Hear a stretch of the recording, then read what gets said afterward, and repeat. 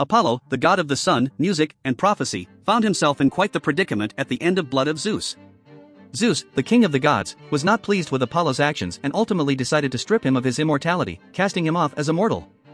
This turn of events left many wondering what would become of the once mighty and powerful Apollo. The events leading up to Apollo's fall from grace were quite tumultuous. It all began with the war and the blame that was placed on Apollo for causing it. As the god of prophecy, Apollo was often sought out for guidance and insight into the future.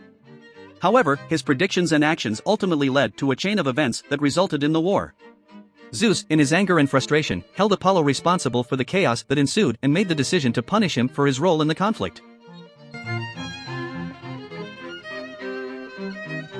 Zeus, with his thunderous wrath, summoned Apollo to Mount Olympus. It was there that the king of the gods made the fateful decision to strip Apollo of his immortality. The once immortal and powerful god was now reduced to the status of a mortal, a mere shadow of his former self. This punishment was a severe blow to Apollo, who had always prided himself on his divine status and abilities. As Apollo grappled with his newfound mortality, he found himself cast off from the divine realm and thrust into the mortal world.